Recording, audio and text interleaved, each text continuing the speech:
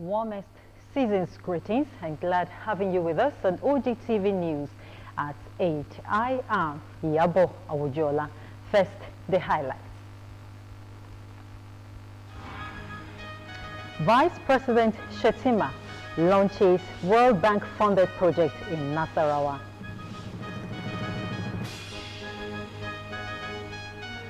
Abia Governor bans school levies, approves allowances for principals.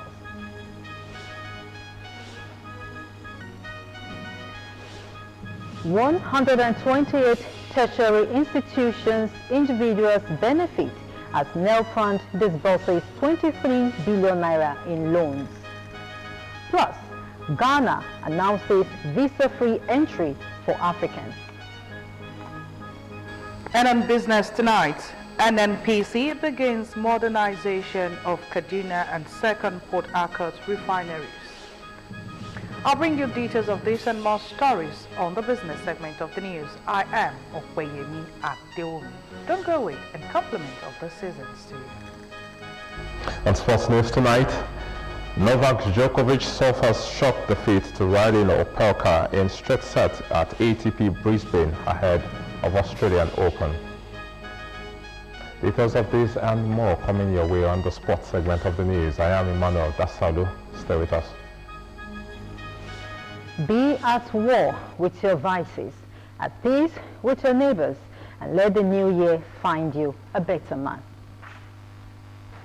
You can watch us live on Facebook at Ogtv and Ogun State Television, YouTube at Ogtv Abeokuta, and on Ogtv website on www.ogtv.com.ng/live. And for the latest news and reports, check us on these platforms: X at Ogun TV, Instagram at Ogun State Television, or download Ogtv app on Apple Store and Google Play Store. And now the news in detail. Vice President Kashim Shettima has performed the groundbreaking ceremony for a World Bank-funded state action on business enabling reforms project in Nasarawa State. The project includes a one-stop investment center and a multi-door court in Lafia, the state capital. The ceremony was part of events marking Shettima's one-day state visit to Nasarawa State. Following the groundbreaking ceremony, the Vice President oversaw the distribution of relief materials to flood victims in affected local government areas in Nasarawa. He also presided over the presentation of tractors and distribution of Jangwa paddy rice to 13 local government areas sourced from the pioneering Nasarawa Rice Farm project. The Vice President praised Governor Sule's exemplary leadership, noting that his outstanding leadership qualities have fostered peaceful coexistence among the state's diverse ethnic groups while transforming and enhancing agricultural productivity throughout the region. The Federal Ministry of Women Affairs has proposed a budget of 75.26 billion naira for research and development in 2025. This allocation falls under the ministry's total proposed budget of 78.52 billion naira, which is divided into 2.06 billion naira for personnel costs, 810.9 million naira for overheads, and 75.65 billion naira for capital projects. The budget is currently awaiting approval from the National Assembly. The proposed research and development allocation is categorized under the acquisition of intangible assets, which also includes 265.03 million naira for monitoring and evaluation and 35 million naira for anniversaries and celebrations. The ministry also plans to spend 100 million naira on general travel and transport. Other operational expenses include 40 million naira each for office, stationery, and computer consumables, and cleaning and fumigation services. And for social administrative activities, the ministry has earmarked 40.46 million naira for refreshments and meals, 30 million naira for sporting activities, and 15 million naira for annual budget expenses and administration, amongst others. The Nigerian Education Loan Fund, NELFund, has disbursed 23 billion naira in loans to 128 tertiary institutions and individuals fulfilling its mandate to support students and institutions in Nigeria. Akintunde Sawyer, Managing Director of NELFund, revealed this in Lagos. He stated that 18 billion naira of the funds were allocated to institutions, while 5 billion naira was directed to individual students for upkeep. Since its establishment, NELFund has processed applications from over 326,000 individuals seeking financial support. NELFund has established to prevent students from dropping out due to financial constraints. The agency provides tuition loans and monthly stipends for students in government-owned tertiary institutions. Applications and approvals are conducted online, ensuring accessibility for all eligible students. Educationists have emphasized the importance of reconnecting Nigerian youth with the country's rich historical diversity, which could be explored and exploited to serve as an effective tool for nation building. This followed the announcement by Nigeria's Minister for Education, Tunji Alausa, on the reaffirmed commitment of government to reintroduce history as a core subject in the country's basic school curriculum. Our reporter, Olaido Oloye, has more. The federal government has reintroduced history as a standalone subject in the basic education curriculum in Nigeria 13 years after its abolition. This was announced by the Nigerian Minister for Education, Tunji Alausa, on the reaffirmed commitment of government to reintroduce history as a core subject in the country's basic school curriculum by the President Bola Tinubu-led administration. It said that history curriculum has been missing, and this has affected passing over Nigerian history to younger generation. In many cases from then on, historical topics were taught with little depth as part of social studies, while validating the federal policy of reintroducing history as a basic school subject. Educationists applauded the development as it will add more knowledge to the student. The schools need to take it more seriously by giving the student more about the happening before, by going deep into the history. So once you know more, when the schools try to inbuild the student with history of what has happened in their community, in their town, their country, they will be able to have more idea of what they can do to improve the standard of living and how they can live well in a community. Respondents argued that its absence has led to declining morals, erosion of civic values, and a disconnection of the citizenry from the country's past. It is history that will help you in knowing most of the things. For instance, when we talk of Utmanda Fodio, we talk of Ologukutere and some other things we learn. These are the things we learn in primary school. If not, myself that studied in a rural area, and I can be head of Bishop Ajaikrada, Ologukutere, and so many others like that. It was history that built me to have that in my memory for the past 50-55 years. Of course, if they really understand the concept of history, they will be able, as a matter of fact, be able to know their culture, their cultural background of diverse people that are living in the country. Historical topics were only briefly addressed as part of social studies, leaving students with limited knowledge on the country's past. History is a humanity subject, and it has been there in the past.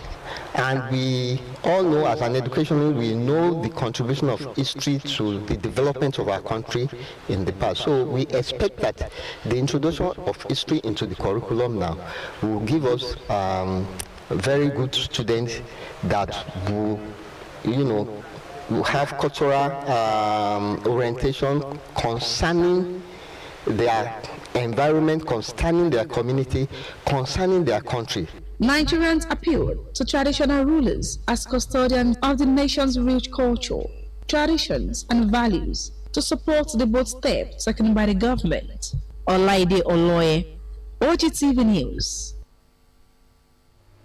The controversies over the dichotomy between bachelor's degree and higher national diploma HND certificates in Nigeria may be far from being over, especially within the nation's civil service. According to scholars, most of the challenges are born out of the wrong perception of polytechnic education by a society that places paper qualification above competence. Tony Ogundikpe's report is presented in this package. In Nigeria's civil service, holders of HND certificates awarded by polytechnics cannot rise above grade level 14 or become directors in the civil service unless they acquire additional academic qualifications. The National Assembly passed a bill in 2021 to end the dichotomy between the two qualifications, but it is yet to be initiated. The policy also affects employees' entry level into the civil service. According to the National President of the Senior Staff Association of Nigeria Polytechnic, Philip Ogushipe, the discrimination is not only on students or academics, but affects the entire sector of the nation's economy. If, in case, what might have been the basis for this dichotomy, either to will have been entry qualifications and the nature of program runs, I think we've long passed that stage. And we want to say that the country economy, the educational sector, and the whole country will benefit more if this dichotomy is abrogated. Similarly, scholars say it is wrong to discriminate against a set of people trained with the right skills to perform optimally on the job. If they are discriminating against the polytechnic in entry and promotion, right, they won't get the best from them. They won't get the best. And those that they think they are favoring, they cannot do it all. Appeal to the government to do the needful. If the National Assembly has put a bill together, already the President has sent his signature. Why should we be producing, particularly the polytechnic sector, why should we be producing HND graduates and then be discriminating against them? So in terms of the scheme of service for the polytechnic sector, we are trying to address that, and really that should cut across all sectors. Most of us, even within the polytechnic system too, most of us are university graduates. But the reality of today and in other climes is the polytechnic education, the technological education that can drive the development of any economy. So we are not agitating, we are not striking, and we are not fighting, but at least we want to put forward the positives of this abrogation, and that is what all the unions in the polytechnic and other stakeholders are making effort to do now. Scholars urge government to abolish the act so as to develop all sectors. All public and private primary and secondary schools, as well as government science and technical colleges in Ogun State, are to resume for second-term activities for 2024-2025 academic session on Monday, 6th January 2025. A statement by the State Commissioner for Education, Science and Technology, Professor Abeokuta, enjoins parents and guardians to prepare their works for immediate resumption as academic work will start without delay. Abia State Governor Alex Oti has revoked payment of levies in primary and secondary schools to enforce compulsory school attendance for children of school age. Oti announced in his New Year speech that executive order banning extortion of pupils in the guise of fees by some principals, head teachers and other school officials takes effect immediately after resumption. The governor also introduced an in-press account system for the running of schools. Head teachers and school principals are now entitled to specific sums every month for managing the day-to-day operations of their schools. Oti hinted that there is no more excuse to deny any child the opportunities that come with learning and enlightenment, adding that his administration shall be strict with enforcement and warned that it will be a grievous mistake for anyone to test the will of his administration. The governor maintained that his administration was set to allocate 35% of the entire budget to interventions in the education and health sectors in his quest to turn schools into centers of excellence in effective teaching and learning. He told parents that the law mandating all children of school age to be in school every school day comes into effect as soon as the new school term begins in January. He warned that it will be unlawful to find any child outside the walls of the classroom during school hours. Oti reiterated the state's focus on security, warning that his government would not hesitate to deploy its full might against any individual or group posing a threat to the safety of residents. In the second part of the news, still ahead, Customs generates 102.5 billion naira revenue in Kano Jigawa Command in 2024. We will bring you the details of these and more after the break. Stay with us.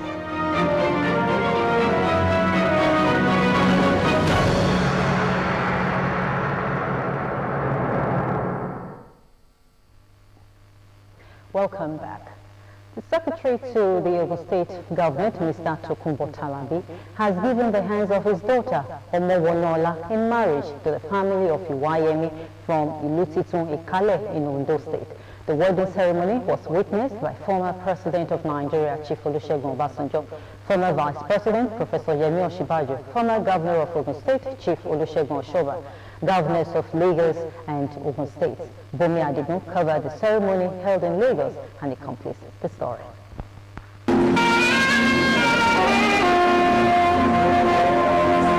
A marriage laced with joy from both families as this radiates in the colorful atmosphere. The groom from Iwayemi family in Ilutitun, in the Kale area of Ondo State, are here to take the hands of Tokunbo Talabi's daughter from Oru in the Ijebu local government area of Ogun State in marriage. Unexpectedly, it was a society wedding. Omowonola Damilola Talabi ready to take James Adeleye Iwayemi as husband.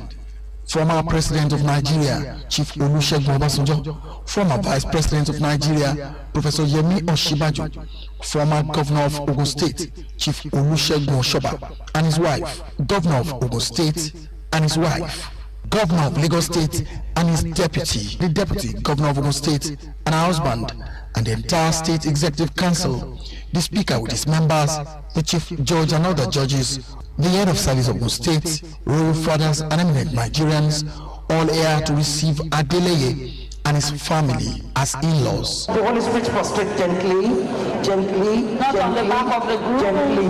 Mommy, Daddy, stretch your hands and pray for them again. Immediately after the engagement ceremony was the reception.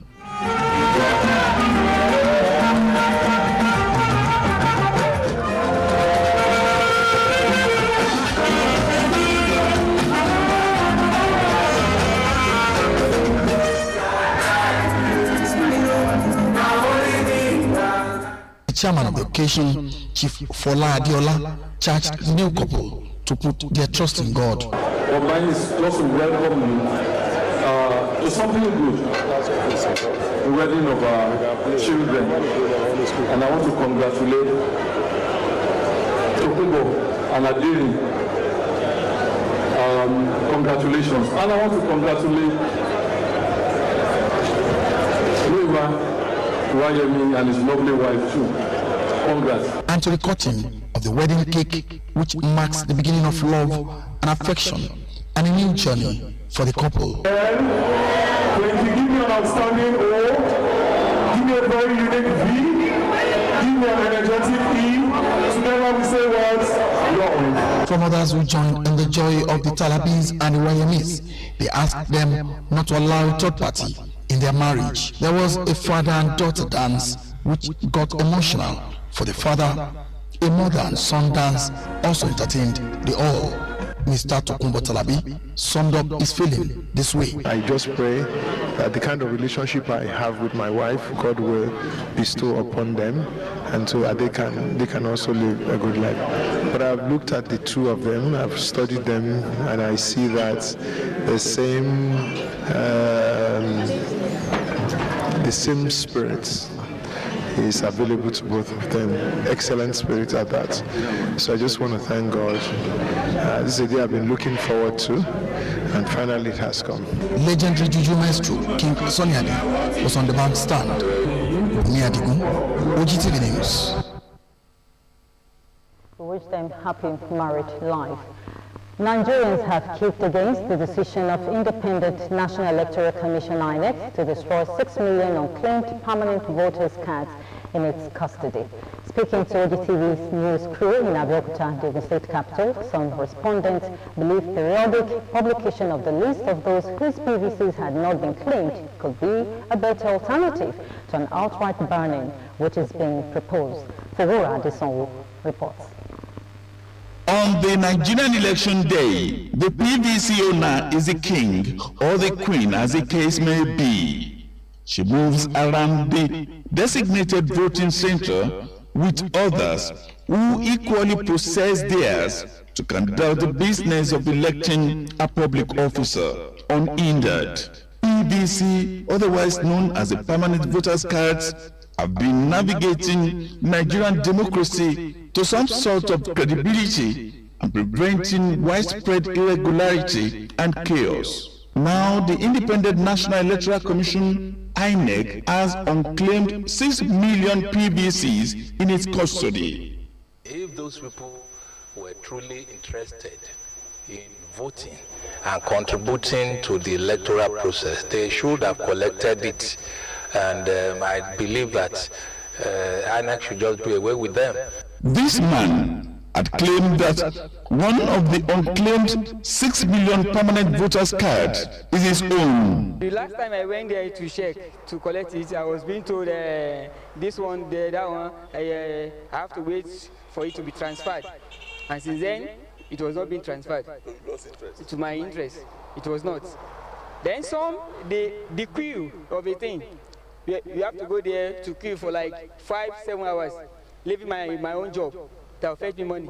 He appealed to the INEC to publish the list of those with unclaimed PVCs periodically until the huge number of the cards gets to the owners, since the cards are so important and owners' telephone numbers are submitted to the body during the processing of the cards. This opinion was shared by other respondents who do not believe burning of the unclaimed PVCs is the best, judging by the cost of its production. To me, I believe they should find a solution to the reason why they have not come to collect it. The burning is not the right and the right way. It's not.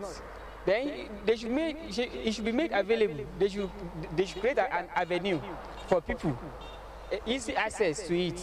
Just release PVC to all those people. Burn it, how? Why burn it? No. No doubt the PVC has no alternative yet in the electoral law of Nigeria. Fowora Adesonwu, OGTV News. Nigerians have been encouraged to celebrate community days moderately by focusing on the essence of the celebration, which is keeping old traditions from disappearing rather than making it a show of frivolities. This was the charge of respondents who spoke to OGTV News on celebrating Community Day to harness and showcase their uniqueness, as well as to build the pride of residents, the main intention of community days. Margaret Okunlola has the details. Celebrating a specific day as Community Day is a common thing, as various communities, societies, towns and villages see this as a way of coming together to help build their community.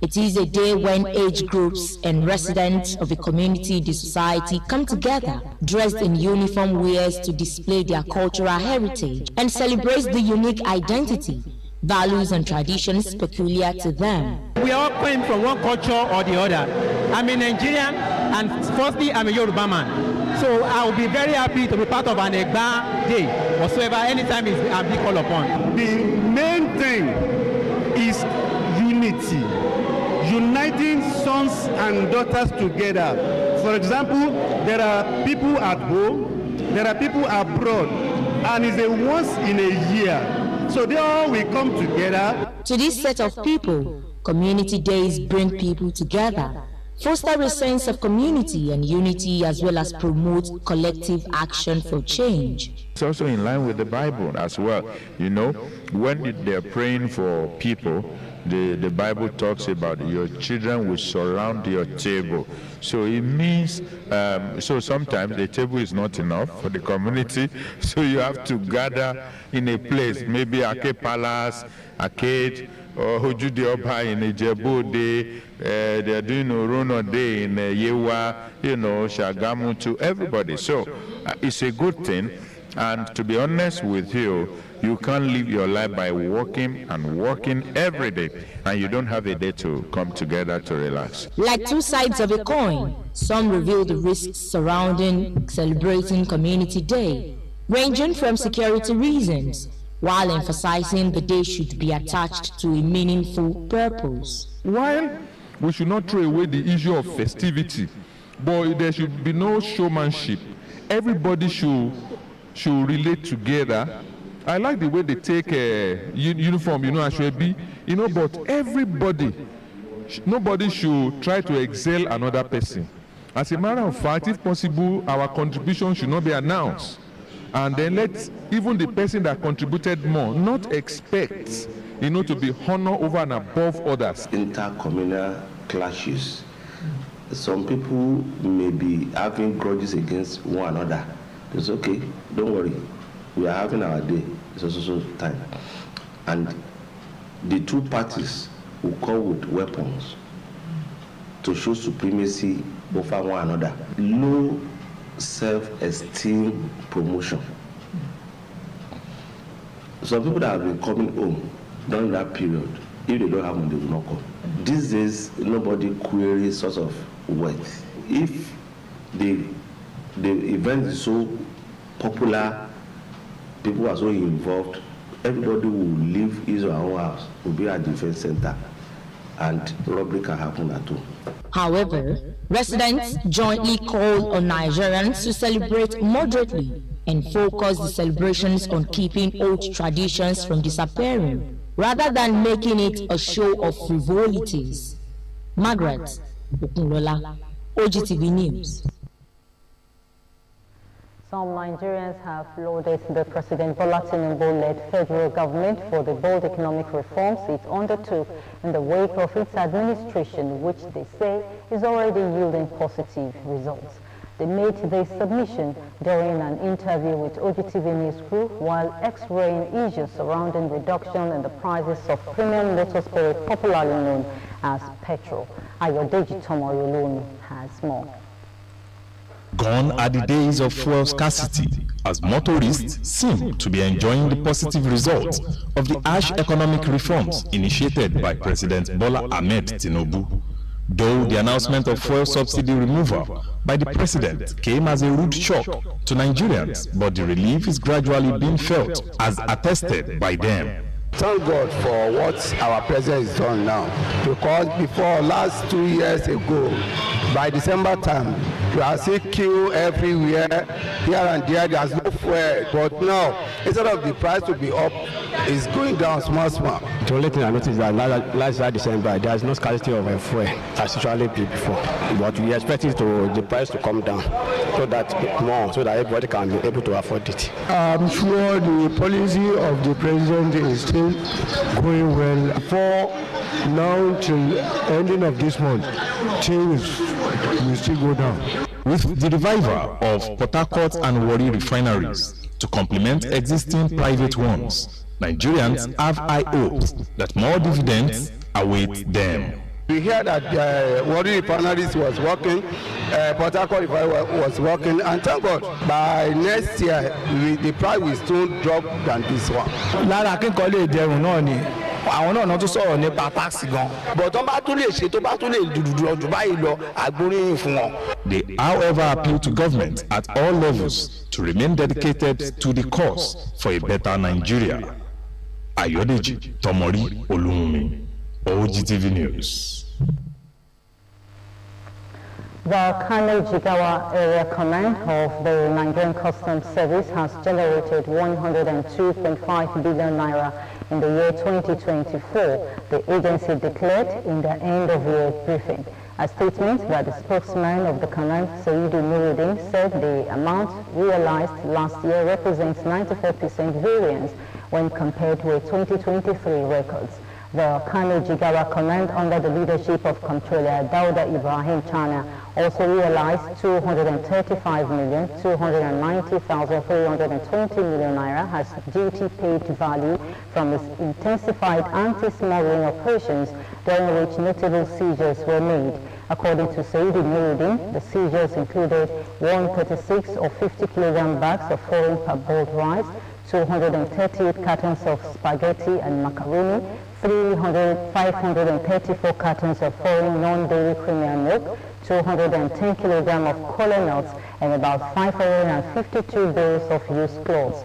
Others include 191 blocks of compressed blue cannabis handed over to the NDLEA, 74,870 tablets of tramadol hydrochloride tablets, and 280 blocks of Indian hemp also handed over to the NDLEA. The Oyo Sector Command of the Federal Road Safety Corps, FRSC, said 222 people lost their lives in various road traffic crashes in the state in 2024. The Corps disclosed this in Ibadan in its end-of-the-year statistics signed by the Sector Commander, Mrs. Rosemary Allo. Allo said the figure indicated a reduction compared to the 270 deaths recorded in 2023. According to her, the figures emanated from 304 road crashes recorded in 2024 and 495 crashes in 2023. The sector commander noted that the statistics indicated that 779 people were injured in crashes in 2024 compared with 1,321 in 2023. The sector commander attributed the 2024 road traffic crash data reduction to aggressive stakeholders sensitization programs and enforcement exercises of the Corps in 2024. Allo added that the Corps embarked on inclusive advocacy in 2024, sensitizing passengers to always engage their rights to speak out when a driver drives recklessly. Late Jimmy Carter served as the 39th President of the United States from 1977 to 1981 and was awarded the Nobel Peace Prize in 2002 for his humanitarian work around the world. After nearly 2 years in hospice care, Carter died on December 29, 2024 at his home in Plains, Georgia. Glimpses this week focuses on the life and times of the longest living American president.